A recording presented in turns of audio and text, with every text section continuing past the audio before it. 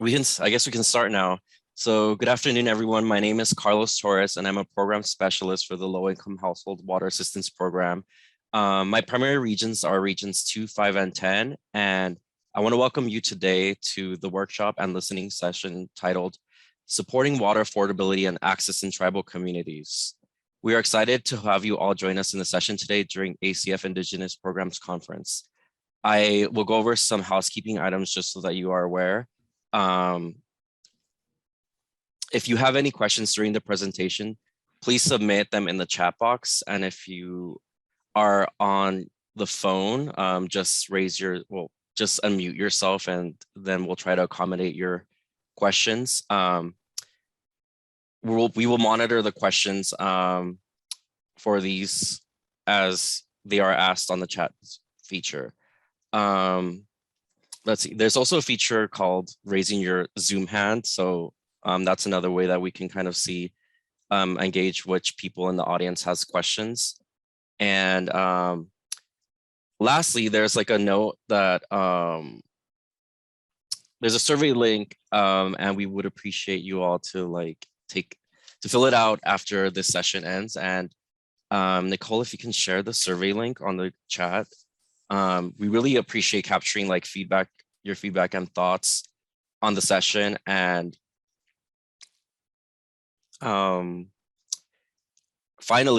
lastly, as a quick reminder, all workshop sessions are being recorded for an on-demand viewing via the 2022 ACF IPC website until April 25th, 2022. Please visit the live agenda page if you would like to view these recordings after the conference. And without further ado, I'll turn it over to our ACF workshop facilitator and presenter, Nicole Oxendine, to begin. Thank you. Thank you, Carlos. And thank you for jumping in. We had some technical difficulties today. We appreciate it. And I put the survey link in the chat. Hi, I'm Nicole Oxendine, and I'm the Director of Tribal Training and Technical Assistance with Lex Consulting Group, working under contract with the Office of Community Services.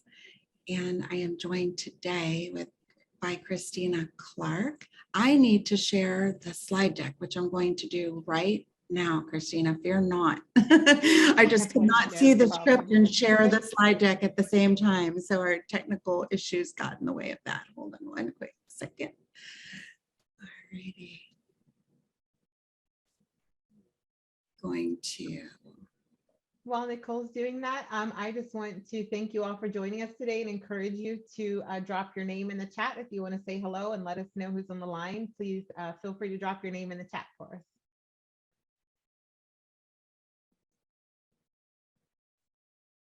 Okay, great.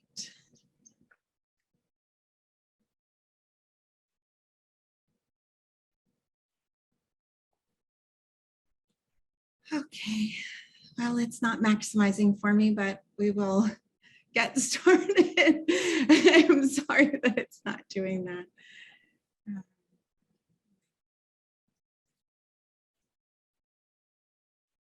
Well,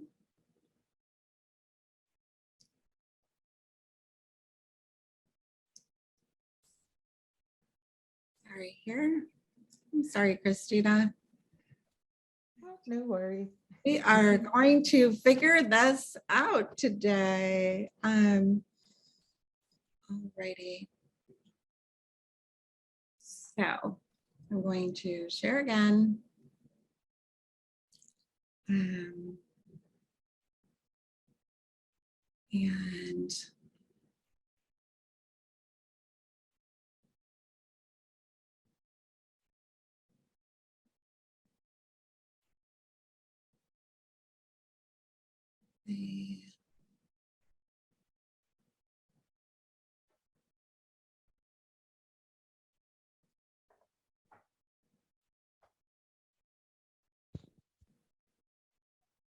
well, it's just not cooperating at all.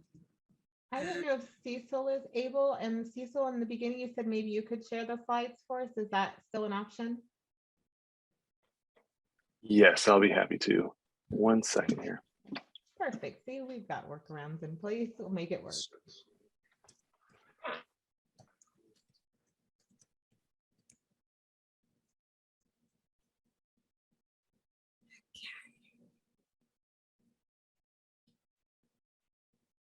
Oh, perfect. Thank you.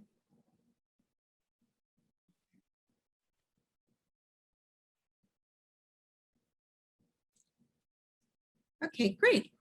Wonderful. Cecil, I don't know if you're able to do it in slideshow so that we're only seeing one slide at a time. There we go.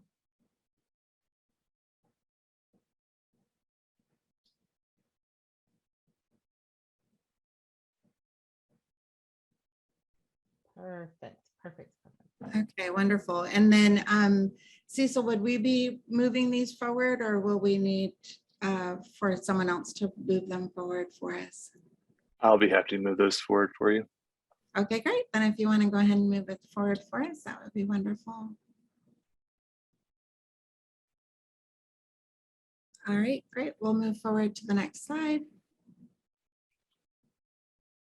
Okay, and here we are. Welcome, which we've now said several times, but here we're happy to share in some Indigenous languages, hopefully some of yours. I think I said I am Nicole Oxendine, and I am a proud member of the Lumbee Tribe of North Carolina, and also very honored to serve as the Director of Tribal Training and Technical Assistance for the lihwap program. We'll move forward to the next slide. And happy to share today's session with Christina Clark, who's the Operations and Policy Branch Chief. Christina, would you like to introduce yourself and say hello? Sure. Hello, everyone. Thanks so much for joining us today. As Nicole said, my name is Christina Clark. I'm the Operations Branch Chief for lihwap. And I wanted to share that prior to joining the Office of Community Services, I did spend 12 years working with tribal communities under the Administration for Native Americans. And so during that time, I learned about some of the various and unique circumstances for tribal programs, specifically related to sovereignty, governance, and especially cultural preservation. And so I'm really happy to join you all today and learn from you about how lihwap is rolling out in your communities, and I look forward to our discussion. Thank you, Christina. Yes, and so today in this session, which will be both an overview of the program implementation that Christina will walk through with us, it's also really going to be a great opportunity for those of you who are here as peers to hear more about what is happening on the ground as you're implementing, and we'll have time as well for question and answer session, time for questions, and we will have questions that we'll be discussing at the end. We wanted to kind of give a prelude of those questions a little bit at the beginning so that you'll know where we're headed later in terms of some of the successes that you've experienced in implementing your lihwap programs, some of the challenges that needed to be overcome, some experiences in terms of partnerships, and then also any of the thoughts and things that you want for your peers to know about your experience and that you want for the federal team to be knowing and thinking about based on your experience in implementing the program. Does that cover it in terms of our prelude, Christina? I think so. Okay, great. And we'll move forward. Okay, great. So we have been working together, Christina and I, to provide support to all of the tribal grant recipients who have been working diligently in this last year under quite emergency circumstances with the new funding that has come for a brand new program. And OCS has been committed to working closely with the tribes to help lihwap best serve tribal communities and ensure that low-income households have access to affordable water and wastewater services. And the OCS team and tribal TNTA program are working together to build relationships with tribal grant recipients to successfully implement the lihwap program, meet program guidelines, and tell the story of lihwap's impact on the community. And I'll turn things over to Christina to be able to talk more about that and move us forward. Yeah. Sure. And so before I start, I want to acknowledge that I know that many of you wear multiple hats and play varying roles in ensuring the health and well-being for the individuals and families in your communities. And I want to just extend a huge thank you for your tireless efforts. And so, as Nicole said, OCS is committed to working closely with tribal communities to support the successful launch of lihwap. We hope to build relationships between the federal and the tribal lihwap staff and really enable us to be able to share ideas. We'd like to become thought partners working together to support this program and the families that the programs serve. And so through this session, I hope to build a better understanding of the challenges and successes that you have faced and overcome in your communities in order to propel this program forward. And so through your hard work and dedication that we will really be able to make this a successful program. Okay, and so we could jump into the next slide, please.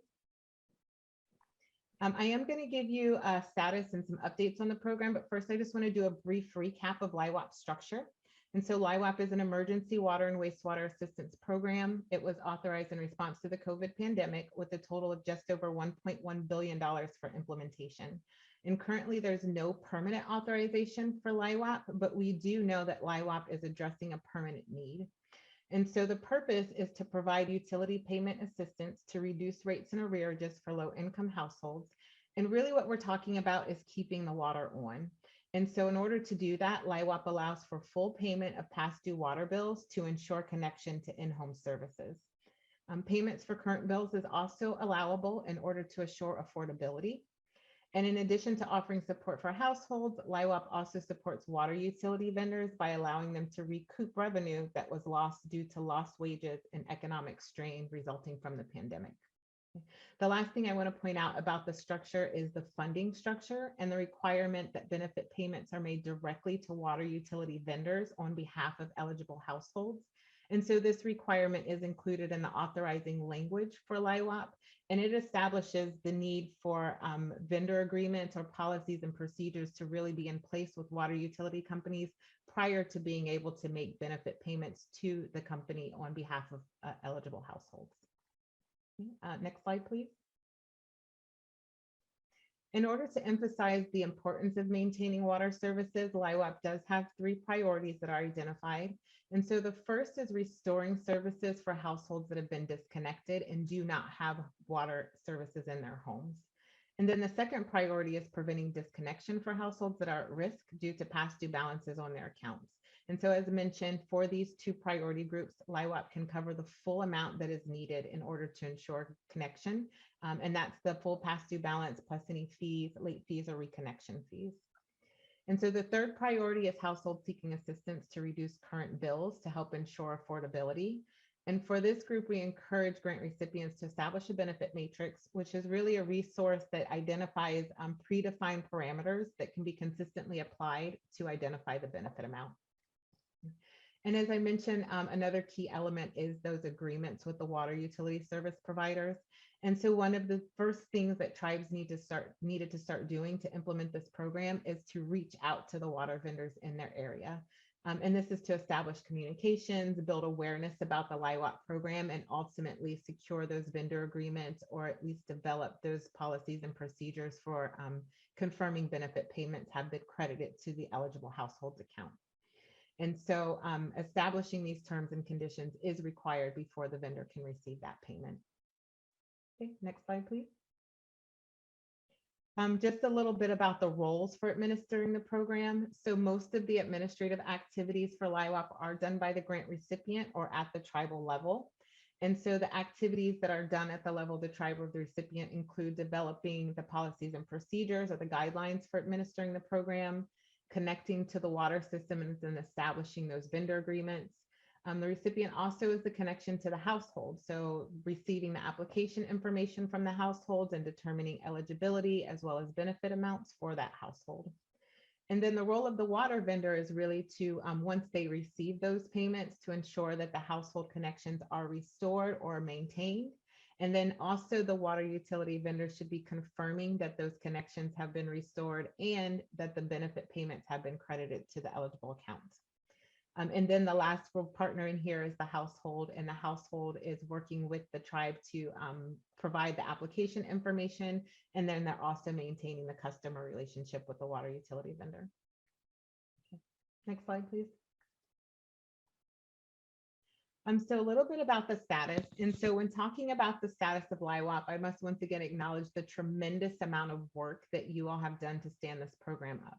And so we recently celebrated the 1-year anniversary of the American Rescue Plan, and the American Rescue Plan was an infusion of $500 million into the lihwap program.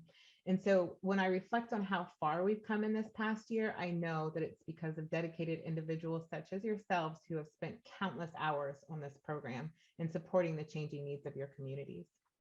And so currently over $1 billion of the available lihwap funding has been released. There are 49 states participating, 5 territories, the District of Columbia, and just over 100 tribes that are implementing lihwap with those funds. The initial lihwap awards were made in the third quarter of fiscal year 21, or May of last year. And since then, lihwap recipients have developed brand new programs from the ground up. And so we're talking about establishing policies and procedures, developing implementation plans, notifying the public, modifying data systems to accommodate payments and track data for this new effort, and entering into those vendor agreements. And so this is just some of the steps that you all have completed and that were required prior to even accepting the first application for benefits. And so after completing these initial planning and development phases, the earliest applications for benefits were accepted in the first quarter of 2022. And that's just 6 months after the grant awards were made.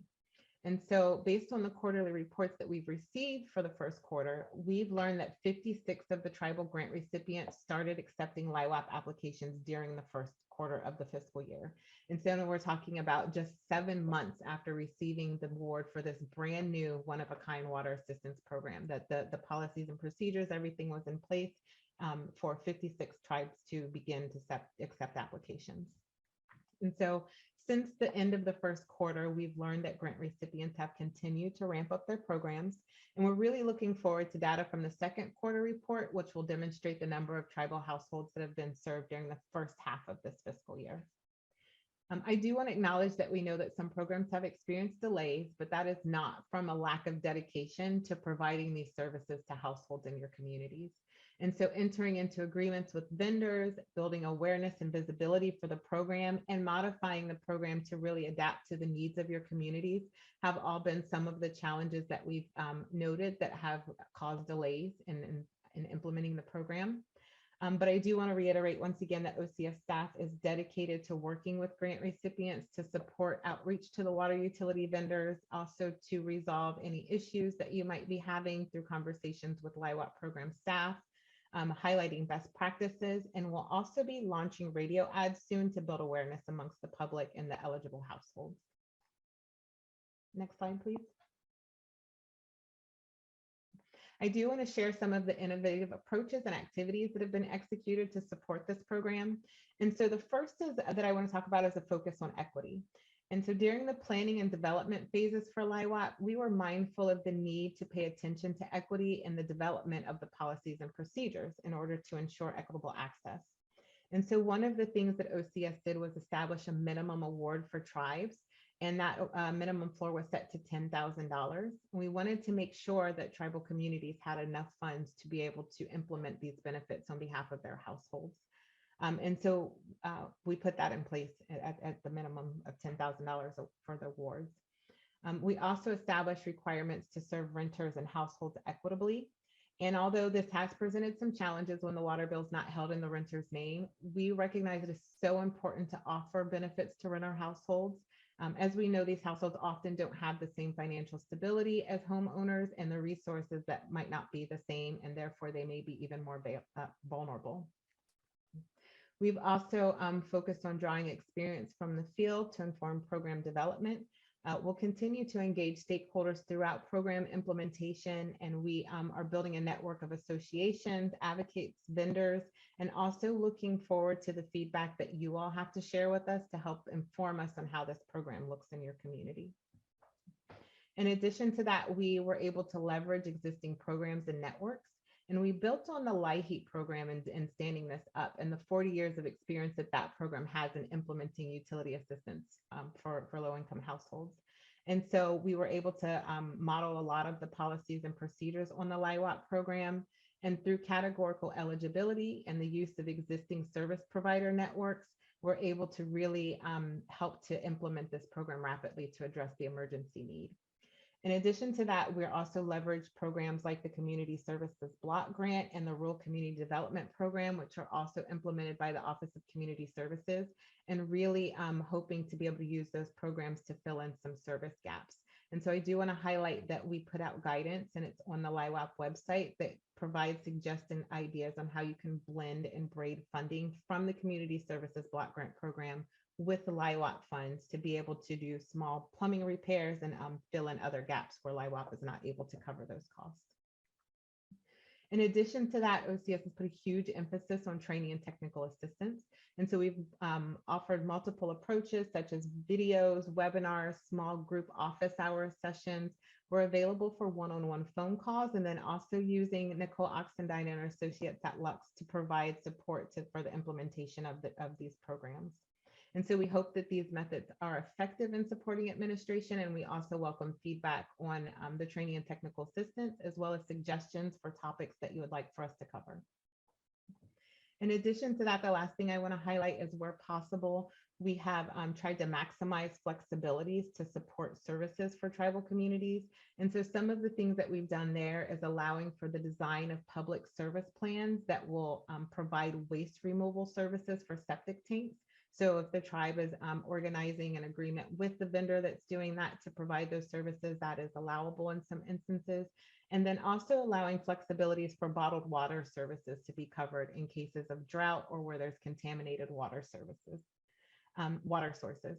And so I do want to add that these flexibilities have to be outlined and approved in your lihwap implementation plan. But if you have any questions about these flexibilities and how they might apply to your community, please reach out to your program specialist. Next slide, please. I want to talk a little bit about data collection.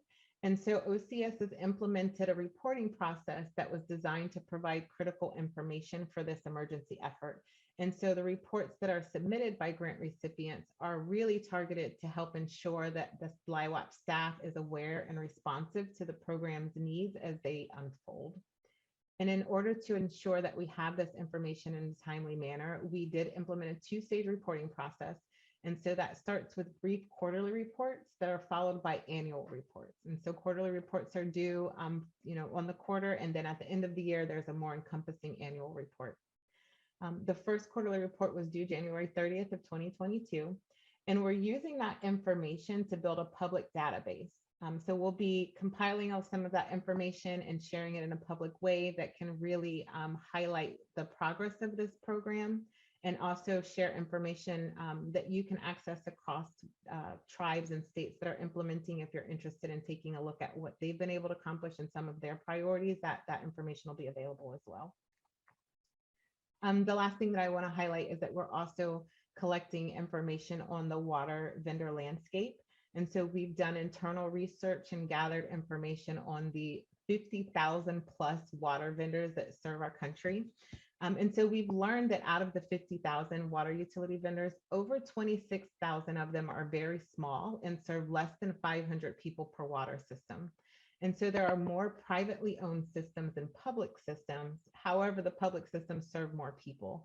And so what we really hope is that we'll be able to use this data to assist the grant recipients with vendor agreements and to really help to serve the water needs in their area.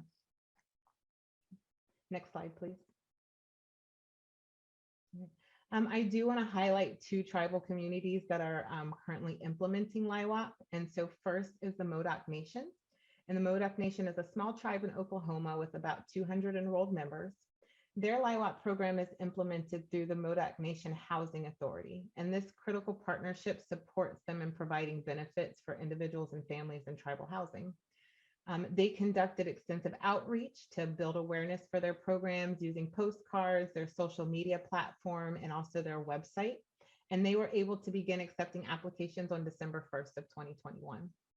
The Modoc Nation is using categorical eligibility for LIHEAP, means tested veterans program, SNAP, supplemental security, and TANF in order to expedite applications. And they're serving all three priority groups. So disconnected households, those that are at risk due to arrearages, and also providing rate reduction for current bills.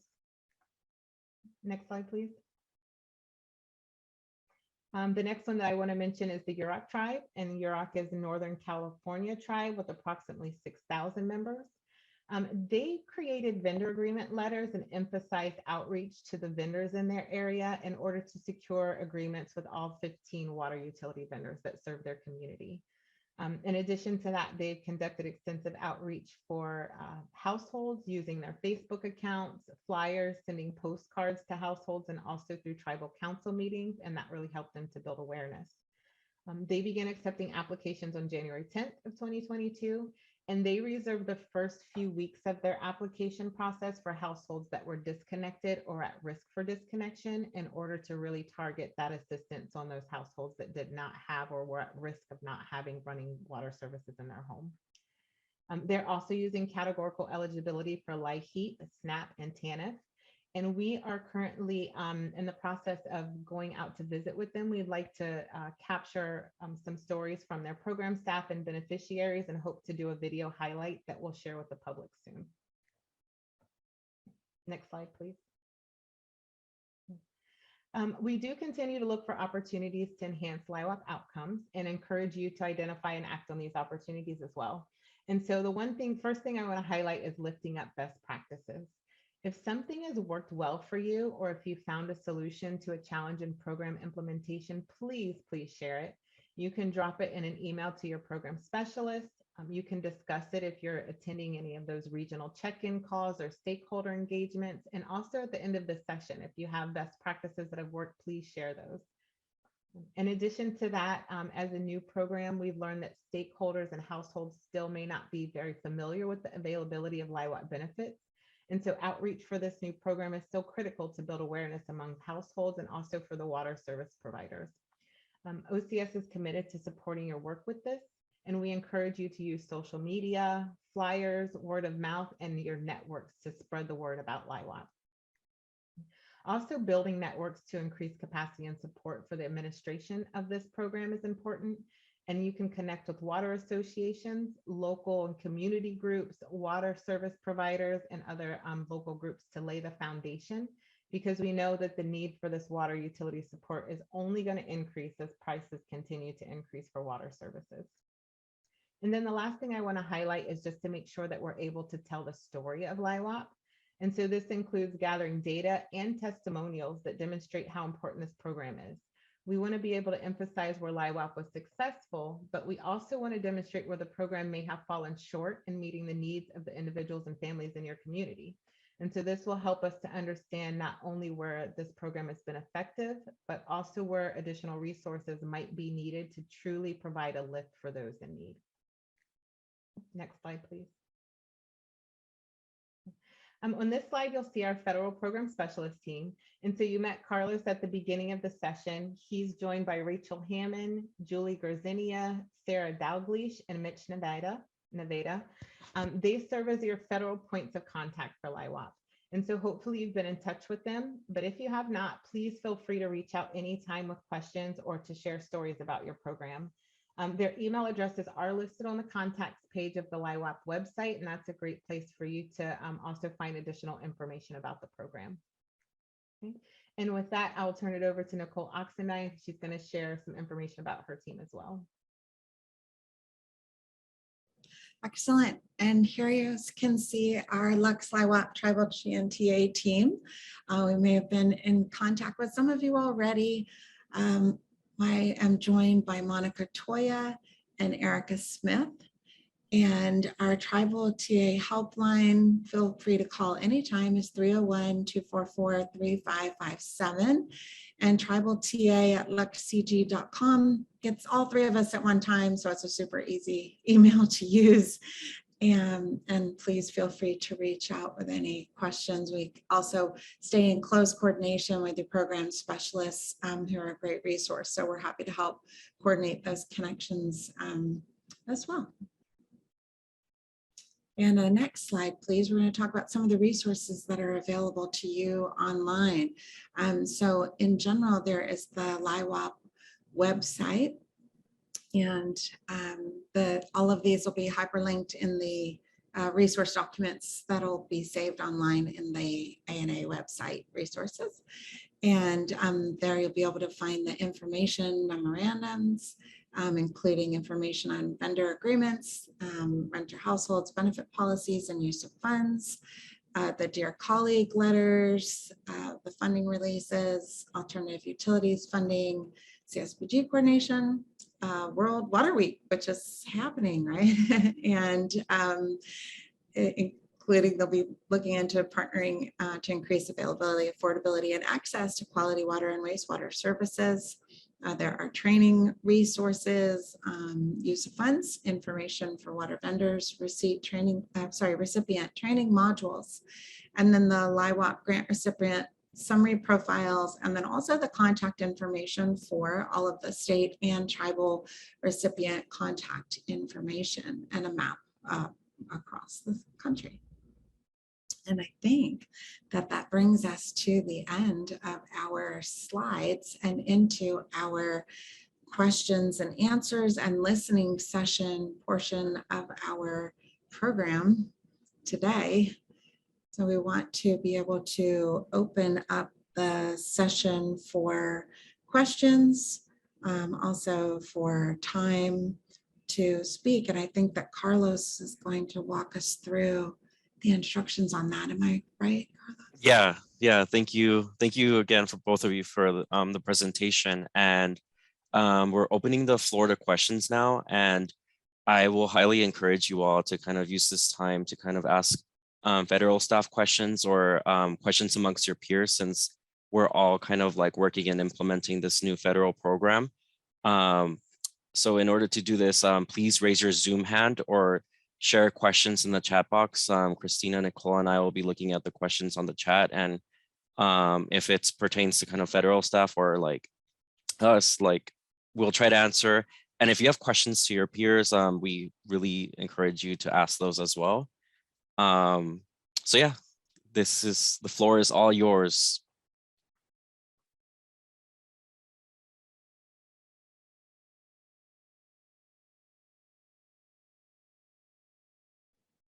And I can go ahead and repeat the questions again, if that would be helpful. The questions that we were curious about is whether anyone's had some notable successes that they'd like to brag about. We'd love to hear it. Don't be shy. And also experiences in overcoming obstacles, because we do find that every experience that someone shares is very helpful and informative for your peers across the country. Also, experiences with building partnerships, as Christina pointed out, is a key part of the program. And then also just re-emphasizing that the floor is open to any kind of feedback and information that you would like to share with the federal team or your peers.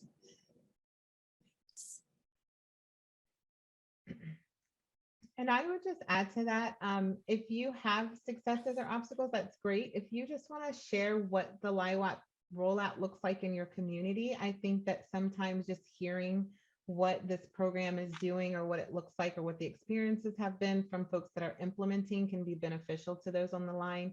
I myself am really interested in hearing anything you'd like to share about what this program looks like. It's brand new. And so we haven't had an opportunity to visit tribal communities, and this, I would just love to hear how this looks in your community.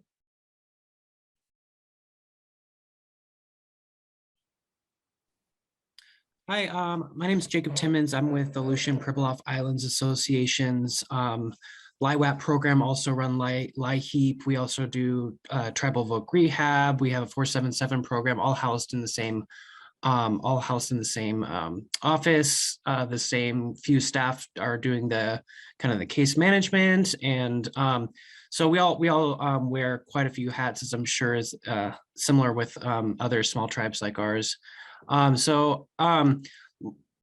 The way our lihwap program is fit in is we're running it in conjunction with our lihheap program. That's our, we have kind of the largest reach with that program. And so we were able to use that program to really get lihwap running as well.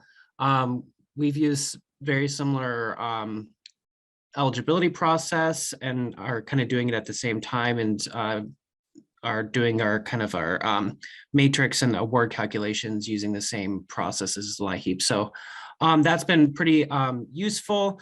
The one thing that we were hoping through from the initial kind of what we heard from the federal side on how the program was going to work is it would be very similar to LIHEAP, and some of the things like quarterly reports and other things like that are not has not felt like it's the same as LIHEAP. And so that's one thing that we've it feels like a larger kind of administrative burden running lihwap than LIHEAP even. So that's one thing that we've a concern we've had. So just wanted to share our experience with lihwap so far. Jacob, thank you so very much for sharing that. I would say that the quarterly reports, we try to make them as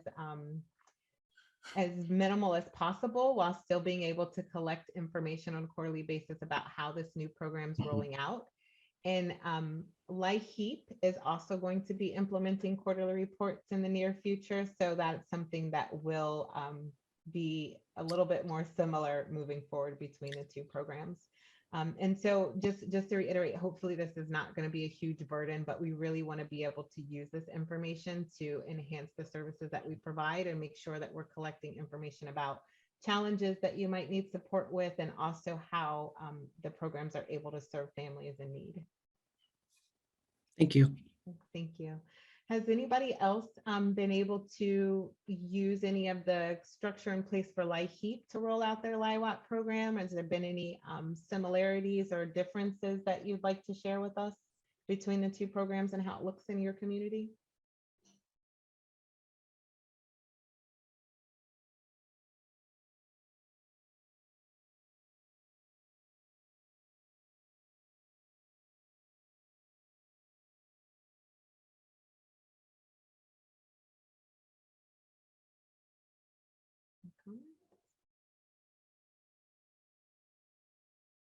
Or even if it's not the way that the two programs, I'm not sure if they're working together or if they're administered through the same office, but any information about how lihwap is rolling out, if you've got households that have come looking for assistance, how the application process is working for you, if you want to share information related to the partnership with the water utility vendors in your area. I think that just sharing your experience would be helpful. I'd be interested in hearing it.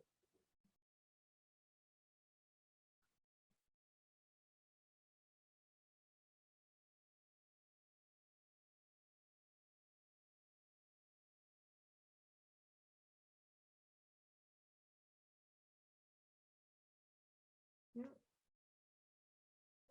Seems like we've got a pretty quiet crowd today.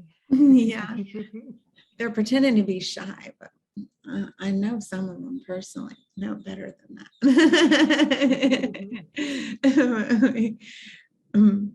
I know that I'm curious about some of the dynamics of processing special arrangements with the water utilities and how that has gone, and if anyone wants to talk about any arrangements that have need to be made with managing multiple programs. It's something you want to speak about. Multiple. Hi, my name is Crystal Weatherwax from the CSKT tribe. I have a quick question. Our department had redesigned an application for our clients. It's a combined application. So we have a lot of our community services all in one application.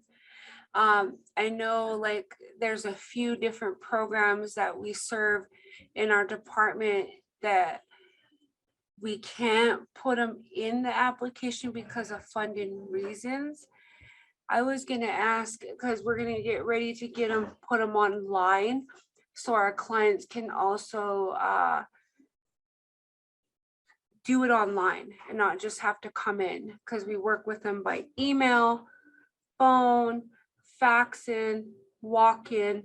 whatever is most comfortable at the client level for lihwap and lihwap. My question is for them, for you guys is, can we combine this lihwap app into our department's application as a one? So if we were to get audited, we wouldn't get dinged on that?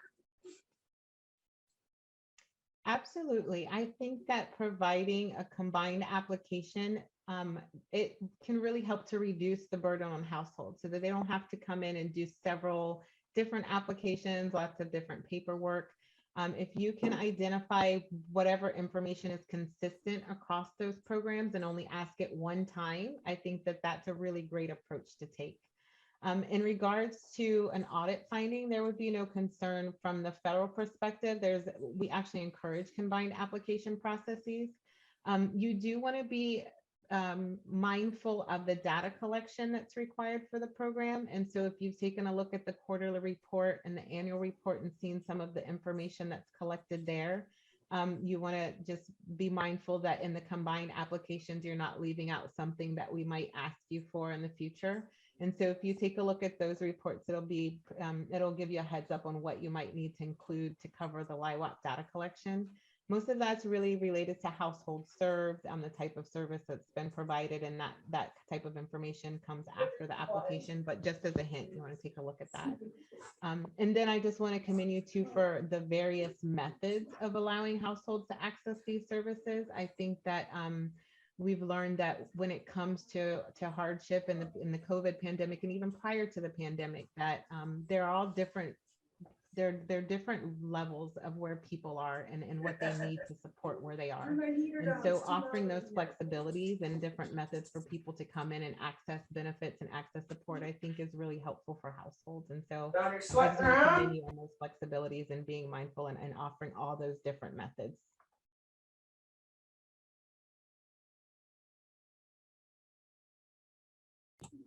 I appreciate that. Thank you so much. Thank you.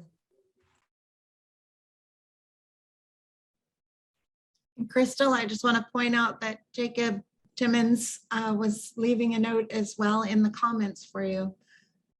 We developed a pretty great one-stop application for services. On the client side, it makes it a much easier time applying for multiple services as well. Yeah. Thank you for sharing that, Jacob. Does anybody have questions that they want to ask of your peers that are on the line, or questions that you might want to ask of the lihwap program staff that's on the line?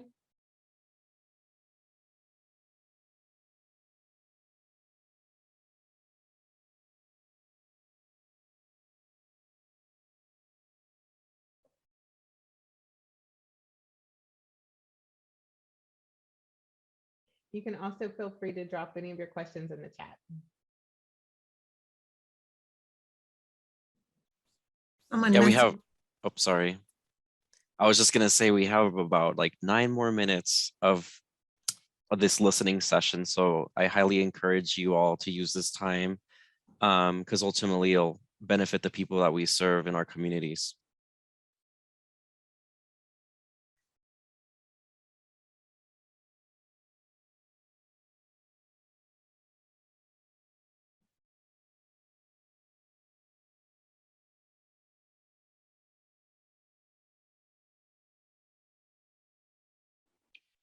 My name is Max Lyons. I'm over in Kodiak up in Alaska, the Kodiak archipelago region.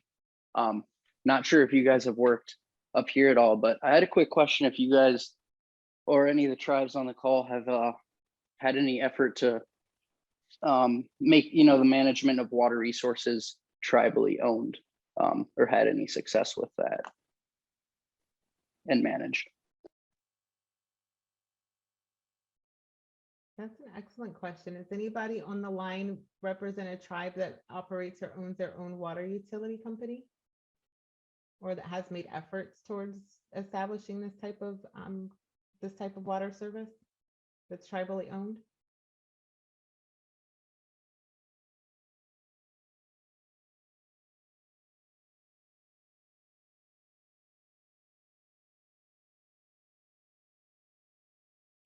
And then I guess with regards to your program, you wouldn't be, I guess, taking efforts towards that, correct? Because this is to accommodate for the bills during the pandemic and current utility usage, is not creating or constructing or transferring the ownership of new ones.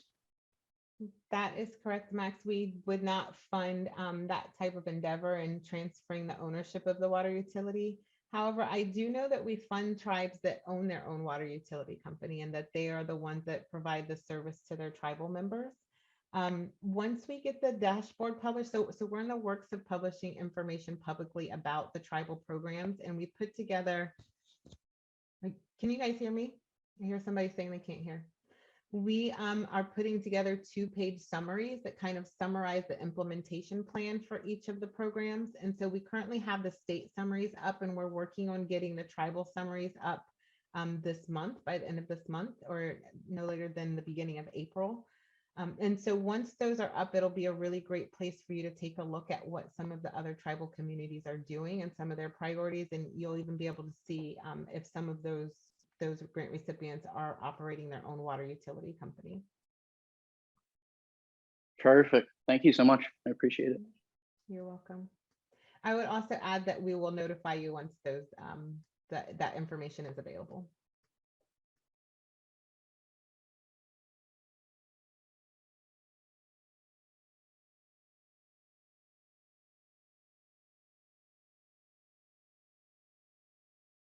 Any other questions or comments? I would encourage you all not to be shy.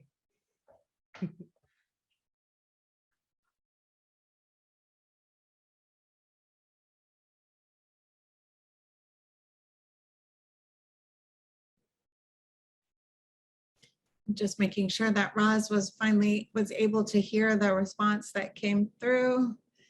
And if not, we'll make sure that we follow up with you directly. Let us know.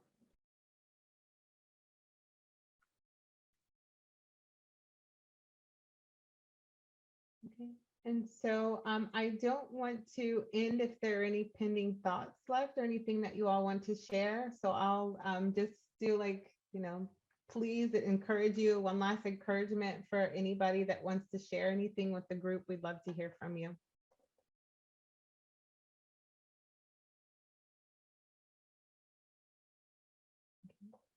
Right, and so if there's nothing else, I think we can go ahead and end a few minutes early. I do want to encourage you to visit the lihwap website. Carlos, or can you drop that into the chat? And then also, if you have questions or any follow-up information that you'd like to share, please reach out to your program specialist. And I want to wish you all a wonderful week with the rest of this conference. I hope that you're able to participate in some really informative sessions. I took a look at the agenda. There's a lot being offered here, and I would like to catch some of those sessions as well. And I hope that you all have a wonderful week. Yeah, I think that we will post in, I think that Carlos is going to post in. Oh, you put it in already? Okay, great. Yeah. I don't know if we had any final announcements. We've got the resource page. We're good. Thank you. Are we all set, Carlos? I think you are the one who officially gives us permission to end our session, Mr. Room Monitor. Yeah. Thank you, everyone, for attending, and thank you for the work you do for your communities. Have a good one and enjoy the conference.